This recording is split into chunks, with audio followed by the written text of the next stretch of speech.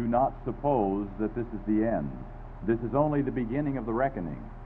This is only the first sip, the first foretaste of a bitter cup, which will be proffered to us year by year, unless by a supreme recovery of moral health and martial vigor we arise again and take our stand for freedom as in olden times. The words of Winston Churchill, 11 months before the outbreak of hostilities in World War II. For Europe, the 1930s was a time of crisis. Appeasement was the order of the day.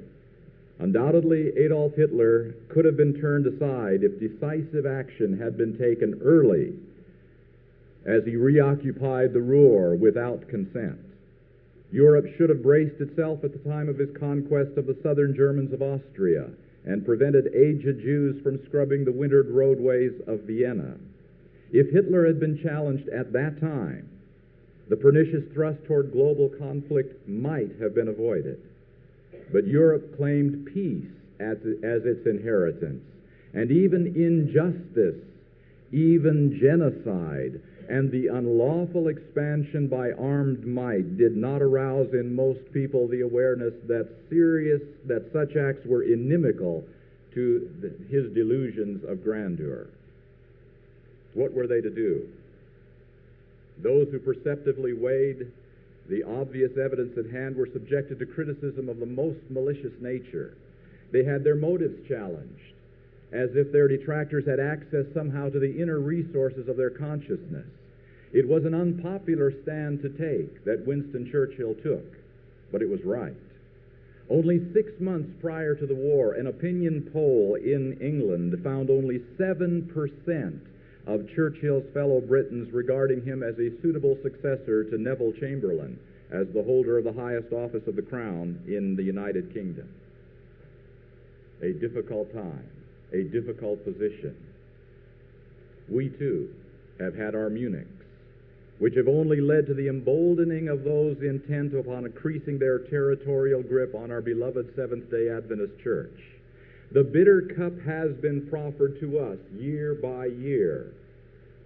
Just as the last half of the 1930s saw the Ruhr takeover accepted, the enforced union of Austria with Germany condoned, the acquisition of Sudetenland exonerated, and the military occupation of Bohemia meekly countenanced, so Seventh-day Adventists, alert to the ruthless destruction of one doctrinal province after another, have had their earnest cries to halt the insatiable onslaught given interpretations entirely alien to their motives.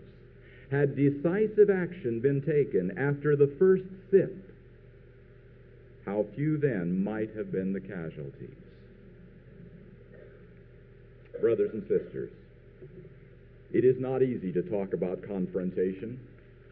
It wasn't easy for Winston Churchill.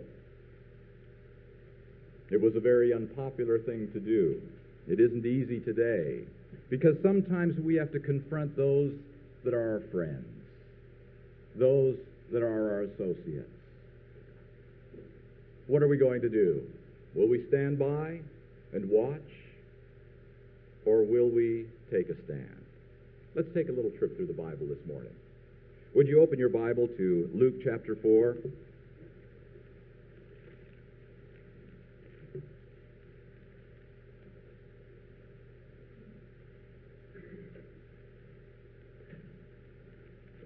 Jesus had spent 40 days preparing.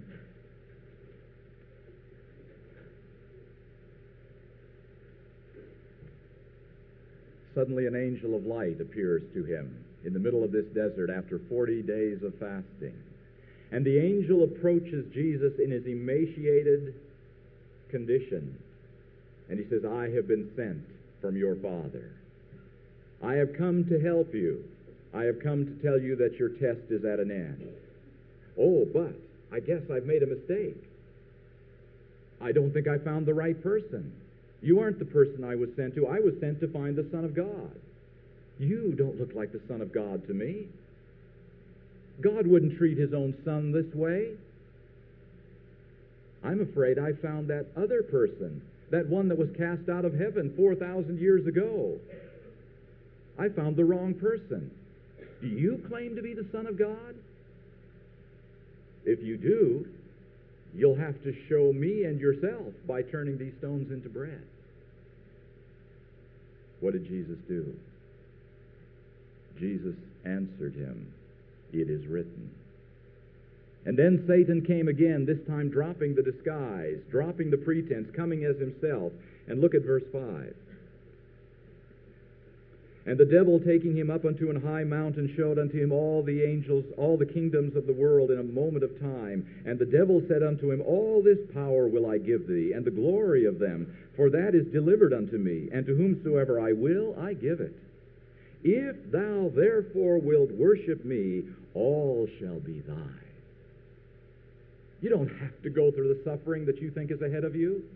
I can show you a way around that. There's a detour. And Jesus answered and said unto him, Get thee behind me, Satan. For it is written, Thou shalt worship the Lord thy God, and him only shalt thou serve. Is that confrontation? Yes, it is. Jesus confronted Satan in his challenge to the mission of Jesus Christ. Satan said, I can find you an easier way. You don't have to make it so hard on yourself. God wouldn't treat his own son like that. And Jesus said, Get thee behind me, Satan. That's confrontation. Let's go into the Old Testament. 1 Kings, chapter 18. All these are very familiar stories to us, but let's look briefly at this one again. 1 Kings 18, and beginning with verse 17.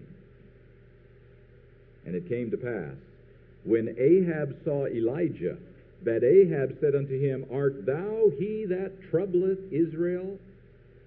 And he answered, I have not troubled Israel, but thou and thy father's house, in that ye have forsaken the commandments of the Lord, and thou hast followed Balaam.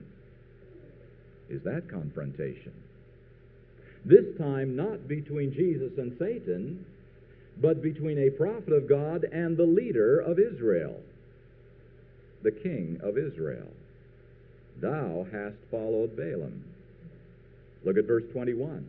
And Elijah came unto all the people and said, How long halt ye between two opinions? Now it's not the king, but all the people. If the Lord be God, follow him. But if Baal, then follow him. And the people answered him not a word. Were the people like Europe in the 30s? The people answered him not a word. The worship of Baal had taken over the land of Israel. Under the groves and in the temples, the priests held sway, and they had allowed it to happen. They had remained silent because some of them were their friends, and they didn't want to stand up. And now it had come to this, where one man had to stand against the king and the prophets and the people to say this. And you know the rest of the story. We won't review that. Look at verse 40. The end of the story reveals the end of this confrontation. And Elijah said unto them, Take the prophets of Baal, let not one of them escape. And they took them, and Elijah brought them down to the brook Kishon and slew them there.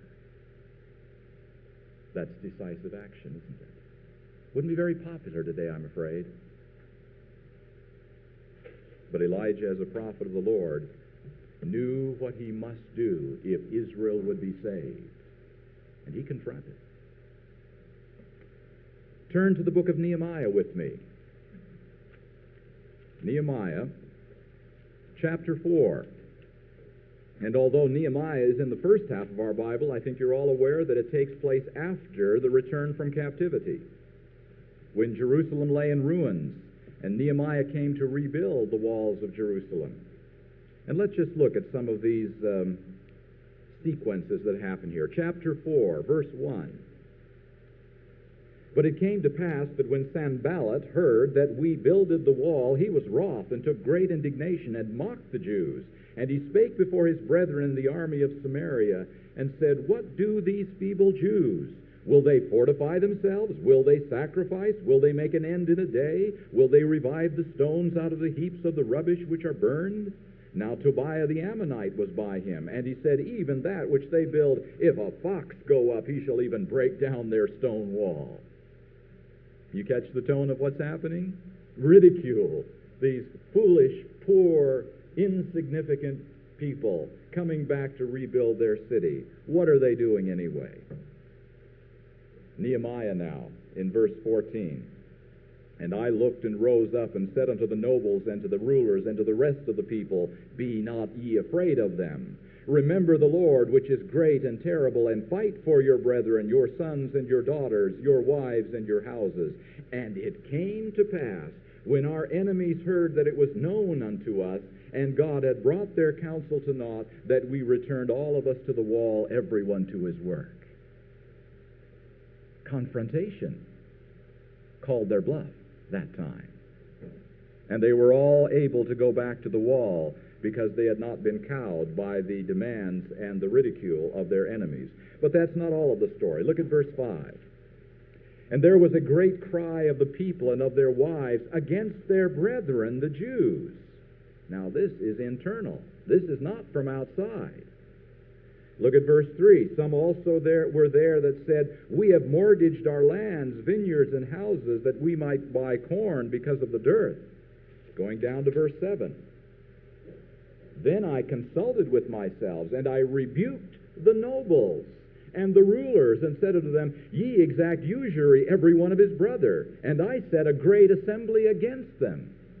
The people had mortgaged themselves into bankruptcy, and the leaders of the people were taking advantage of them. And I rebuked the nobles, Nehemiah says. Verse 11, restore, I pray you, to them, even this day, their lands, their vineyards, their olive yards, and their houses, also the 100th part of the money, and of the corn, the wine, and the oil that ye exact of them. Then said they, we will restore them, and will require nothing of them, so will we do as thou sayest. Then I called the priests, and took an oath of them, that they should do according to this promise. There was injustice going on in the land of Judah, even after the captivity. And Nehemiah confronted that injustice, and he restored justice to the land in this confrontation. But that's not all of the story. Go to the 13th chapter of Nehemiah.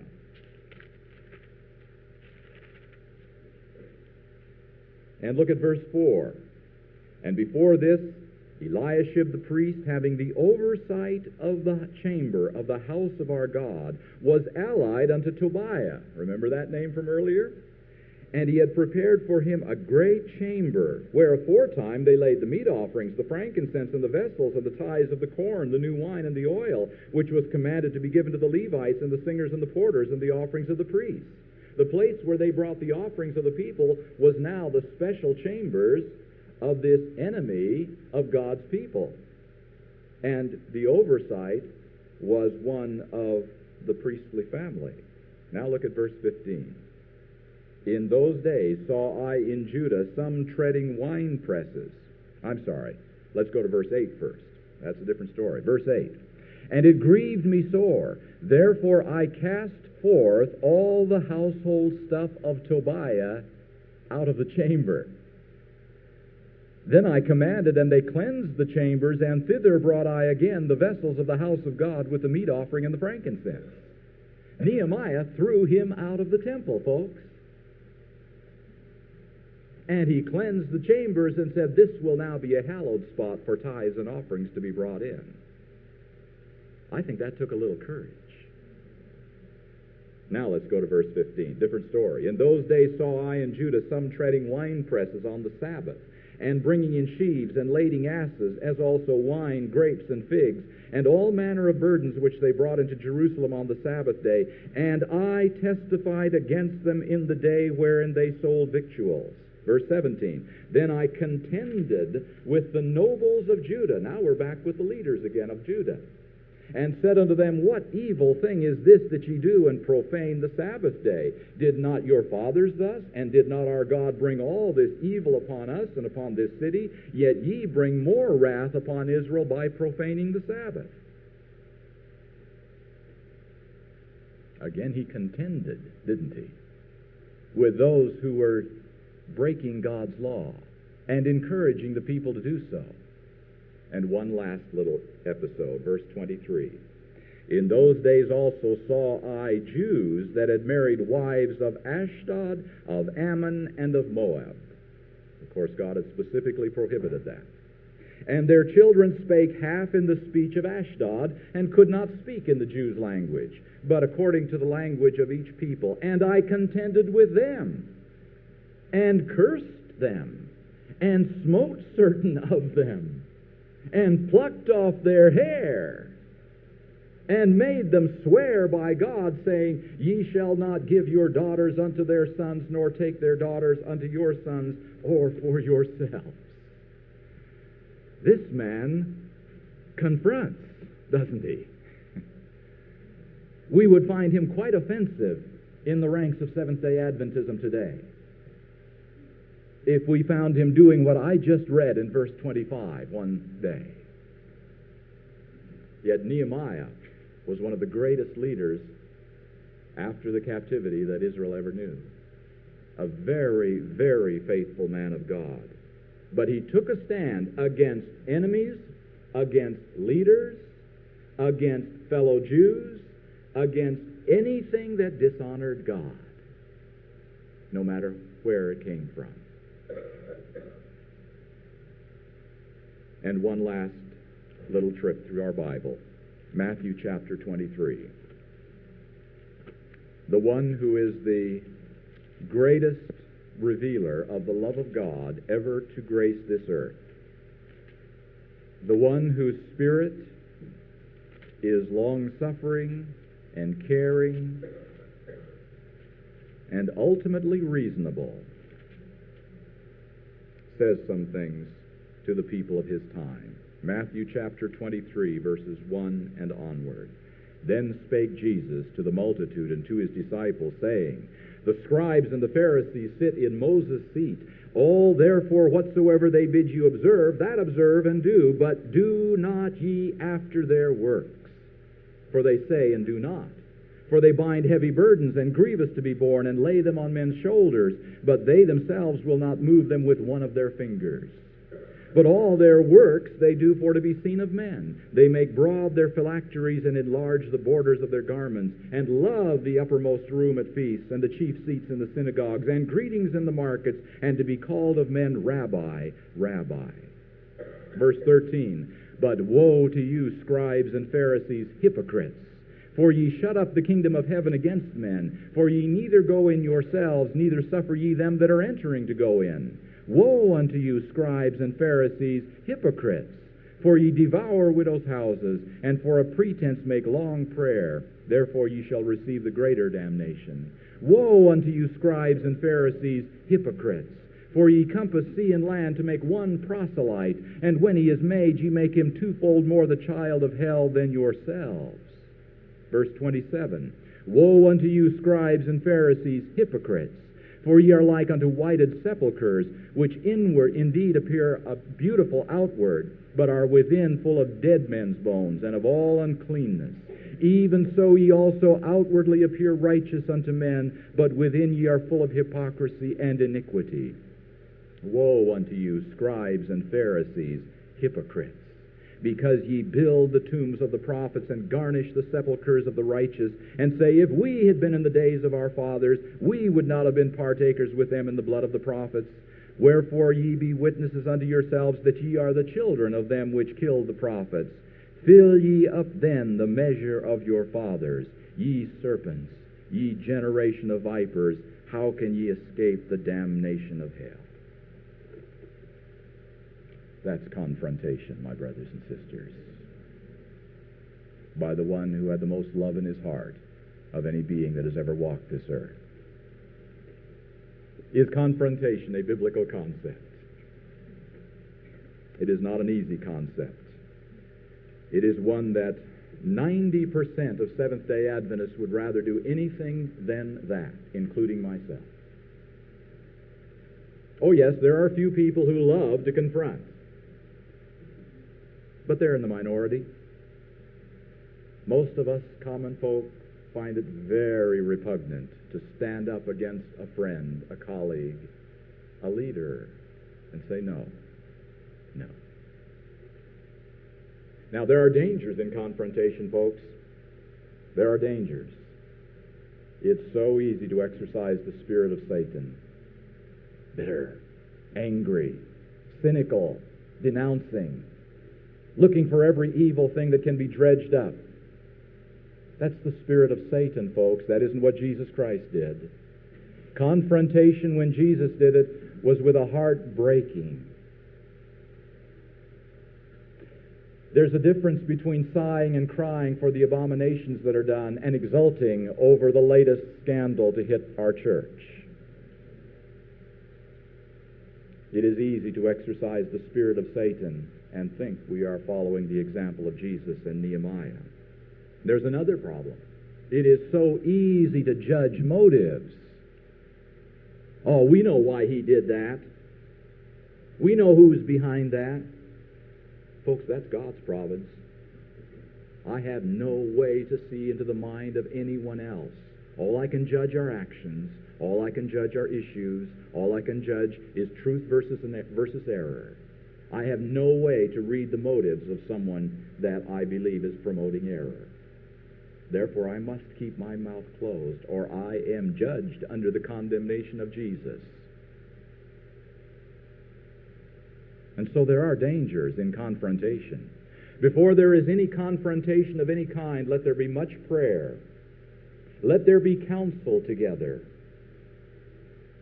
Let there be study.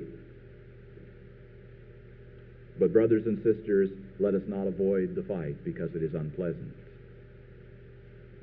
What must we confront? We must confront worldliness as a tide sweeping through the ranks of Seventh-day Adventism, not just in America, but in virtually all parts of the world.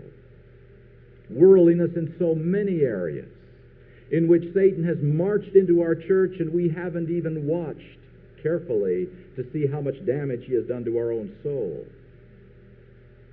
Worldliness in music, in which we allow Satan's way of presenting music to infiltrate, to become part of God's way, and blend the two together so that we are helpless to tell the difference.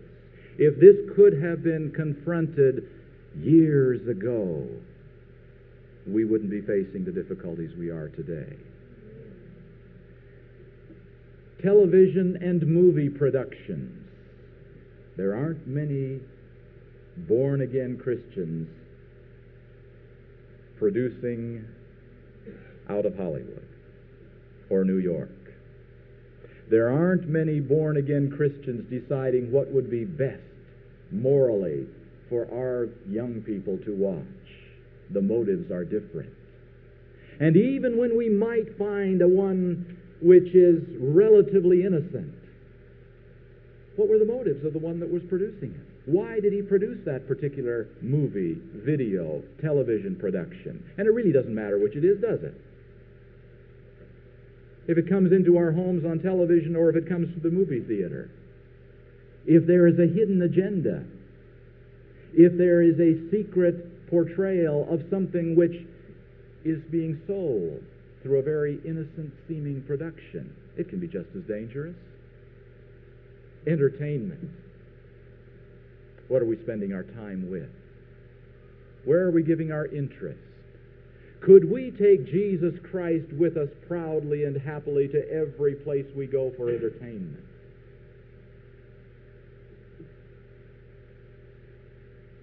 Clothes. So easy to say it's just a matter of taste. But you know, there's nothing neutral. Satan will not allow any innocent practice of mankind to remain innocent. He'll find a way to get into it. He'll find a way to get his ideas insinuated into what we put upon our bodies, so that pride and jealousy and covetousness and all sorts of emotions and feelings rise to the forefront. Yes, what we put upon our bodies is very much a decision for or against God. What we put inside our bodies is also very much a decision along those lines.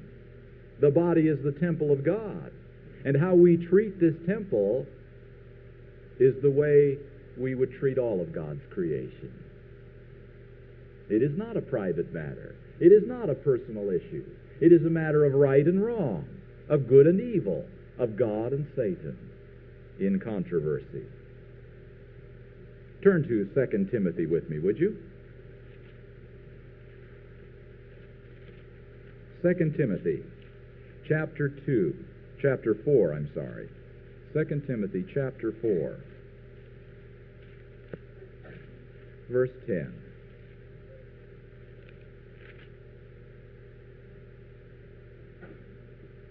One of Paul's saddest little sentences. For Demas hath forsaken me, having loved this present world. An awful lot of Adventists are going to forsake because they love this present world. Having loved this present world. You can't love God and this world at the same time. 1 John chapter 2.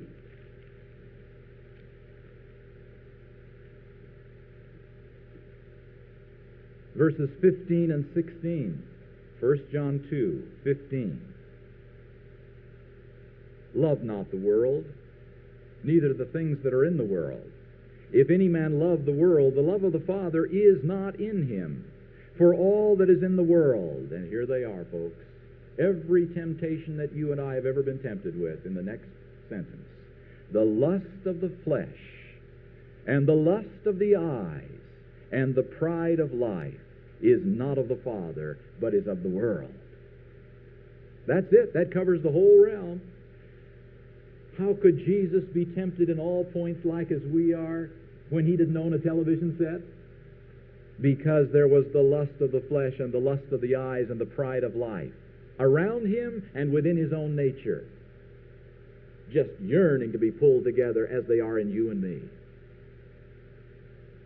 And those will be the ultimate. There is nothing new under the sun. All human beings are tested on the same issues, although the circumstances may be different and the stimuli may be different, but the temptations are the same. The lust of the flesh and the lust of the eyes and the pride of life.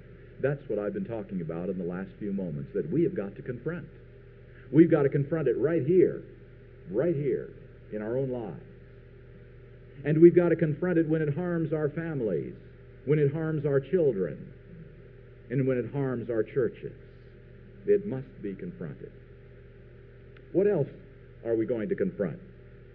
I believe that one of the most dangerous areas right now for us as Adventists is that word compromise. No, we won't give up our faith. We won't deny our faith, but we'll just give a little bit. We'll just move a little bit this way. Now, some things can be compromised, but other things can't be compromised. And we must confront compromise of truth by both members and leaders. Oh, how desperately we want to be liked. We're tired of the labels. Oh, you're just like those, and they name a few churches off. Oh, you're a cult, aren't you? Or you're like that Koresh group down there. Oh, those labels cause us to cringe, draw inward. We don't like to be singular and different, especially when it's a negative comparison that is being made. And we have an intense desire to be approved by those who do such things, to be liked by the churches around us. We want to be accepted at the highest gatherings of others who profess to be Christians. We have a fear of being called a sect. And in many, many cases, we have allowed public relations to preside over principle, to allow that desire to put our best foot forward to cause us to leave the other foot of truth dragging in the dust. We must confront compromise, brothers and sisters. Even now, we say it's too late. No, it isn't. It's not too late until we decide we're giving up. Even now. We must confront error, brothers and sisters. Error must be confronted wherever it appears, in whatever form it appears. You know something? A lot of people are going to be saved who believe deadly error. All down through history, people have believed deadly error and will be saved in God's kingdom. Martin Luther is the perfect example. I fully expect to see Martin Luther if I get to the kingdom. But Martin Luther believed deadly errors about the character of God. Errors that would vindicate Satan's cause if they were uncorrected, would cause Satan to win the great controversy. Errors that Martin Luther believed, preached, and taught. Errors about predestination, for instance. God is an arbitrary God. He just moves us around like little pawns on a chessboard. That's what Satan said from the beginning. And here was the greatest preacher of the Reformation echoing Satan's charges against the character of God. If an infant isn't baptized immediately upon birth, it goes straight into hell. Is that the kind of God that I want to stand for at the end of time? If you don't believe like I do, I'll let the armies come and destroy you. Anabaptists, who, by the way, are much more the forerunners of Seventh-day Adventists than any other Reformation group. Martin Luther, I believe, did a great work for God, but in a very dark period of Earth's history, and believing much error that he never understood. Can that vindicate God? Or does God have to back away and say, I'll have to wait, I can't complete my purposes on this earth until I get all that error untangled, until the world knows the truth about my character? And when the world finally does know the truth about my character, then and then only can we have an ultimate challenge in which Satan and I will come into final conflict. You and I can be saved believing error if we believe it honestly, and if the light has not come to us. But you and I can never vindicate God and end sin's reign on this planet by believing and teaching error. And as long as error is continued to be taught honestly by anyone, Adventist or otherwise, just that much longer the second coming of the Lord must be delayed. Because God cannot come until His character is revealed verbally and experientially by His people. The truth about God, not Satan's lies about God, no matter how honestly believed. Only truth can vindicate God's name. And we must confront error, brothers and sisters, wherever we hear it. What kinds of error? Well, try Hebrews 4:15 for one. That's just one sample, and you know I talk about that a fair amount.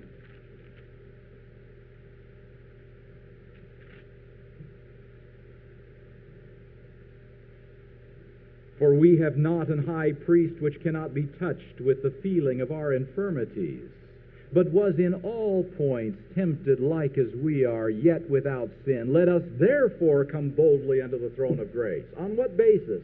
The basis that our Lord Jesus Christ was tempted in the lust of the flesh, the lust of the eyes, and the pride of life. And the struggle that He went through was as intense as any one of us ever go through. Only on that basis did Jesus win the great controversy over Satan. If He had avoided that conflict, no one in this universe would ever have proved that one born into this world with a nature that is turned in upon itself could ever obey the law of God. Because I haven't. Have you? And if Jesus had not come with that nature into this world, no one would have ever proved Satan a liar on that point. And we aren't one step closer to the end of the great controversy than we were when Adam rebelled in the Garden of Eden. That's an error that must be confronted, brothers and sisters, if there's any hope of winding this great controversy up. Teachings about Ellen G. White and relative principles of interpretation and selective use of the writings of a prophet must be confronted, brothers and sisters. Ignoring of counsel because it doesn't seem applicable to our time, out of date, that must be confronted, brothers and sisters. All finished on the cross, the atonement done. All done, and we're just reaping the benefits of it. Whatever is done in the heavenly sanctuary is now just the result of what Jesus did on the cross, and we are receiving good results of that in forgiveness of sins. That must be confronted, brothers and sisters. Because if God won the war 2,000 years ago, what are we doing here today? Did God just string us along for 2,000 years through a great apostasy to see what would happen? If He really won the war, and He didn't finish it back then, all that has happened since that time is His fault. And I don't worship a God like that. No. Although the sacrifice was complete on Calvary, the atonement is not completed, and will not be until the events we know as the time of Jacob's trouble and the final demonstration between good and evil. The sanctuary message, the cleansing of the sanctuary, the blotting out of sins. That's Adventism. Strip that away, and we can close our doors. That must be confronted, brothers and sisters. Can God give victory over all sin now? Can God provide the same power to me that He provided to Jesus Christ? Can God find a whole people that will live around the face of this earth that will be so loyal to Him that they in fact will die rather than sin even once against Him? Can God do that? Oh, who has done it? Are you perfect yet? That is not the issue. Can God do it? That's the issue. Can God do that? And if that is denied, that must be confronted with all the love in our hearts. It must be confronted.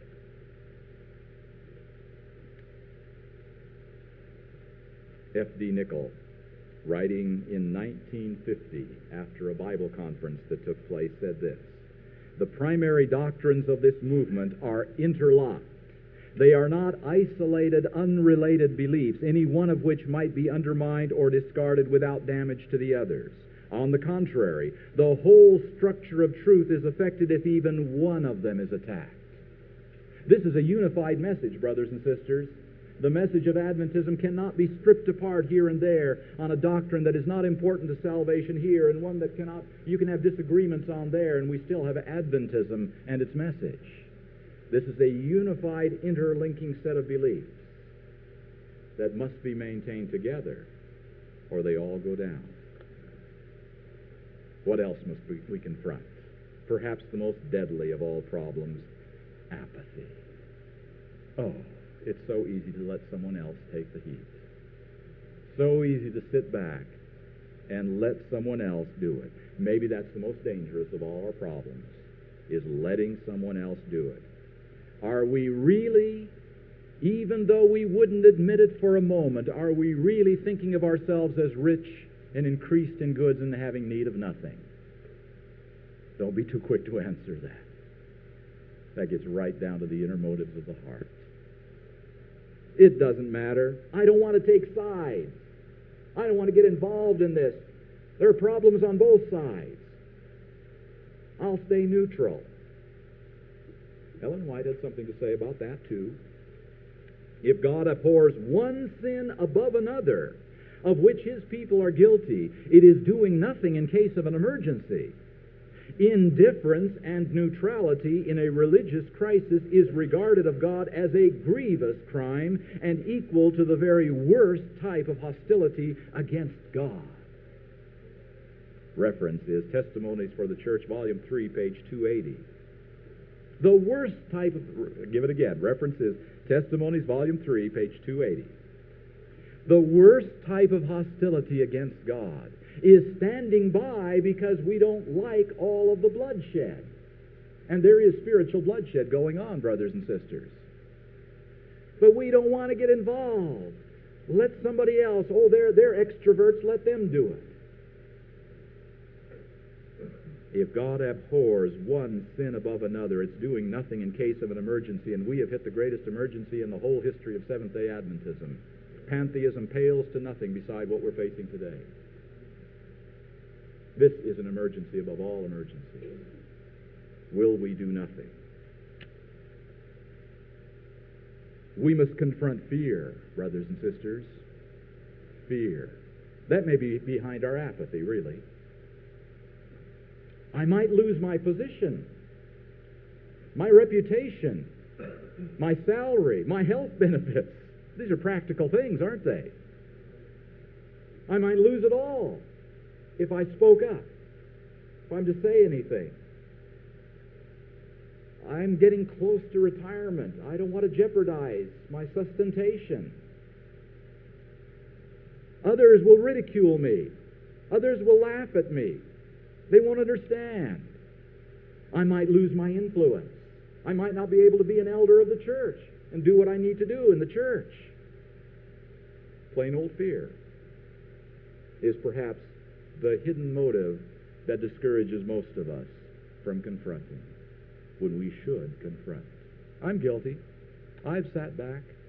I have kept my mouth shut when I should have spoken. I watched things happening in my beloved church that I said nothing about for years. I am part of the problem. I am part of the reason the emergency exists. A time comes to be involved, even if it's late rather than early.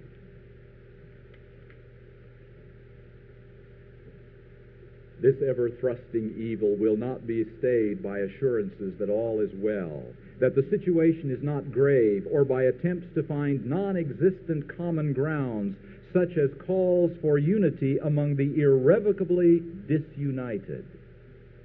Such calls only encourage the advance of error, which shows no hesitancy in its steady onslaught against truth. It advances from the Ruhr to Australia, to Sudetenland, to Bohemia, while the cries of halt are lost on the ears of those who could and should act decisively to stem a tide of evil, which will place no limitations upon its own encroachments. Not loss of life as in a battlefield, but loss of everlasting life. Can we dare to trade the eternal destinies of our college-aged youth while carefully skirting the advances of those whose loyalties are most certainly foreign to Seventh-day Adventists? Will such an awful price be justified in hindsight? No longer can an indulgent church slumber on in Laodicean complacency. The call is to arms. The King calls forth for volunteers. There will not be a single conscript in this army. All volunteers must pass a stringent medical test to determine the presence of moral health and martial vigor. Their leaders must meet this advancing evil alliance head on. First, present positions must be held, and then lost ground reclaimed until there is unconditional surrender of the enemy. Then it will be said that we have taken our stand for freedom as in the olden times. If we can learn anything from our history, and our history includes what happened during World War II and the years before, it is that compromise invites disaster. With all the love of Jesus, and all the concern of Nehemiah, and all the courage of Elijah, we must interlock our arms, brothers and sisters, and say, thus far and no farther, Satan, in this beloved remnant church that we have given our lives to. By God's grace, let us do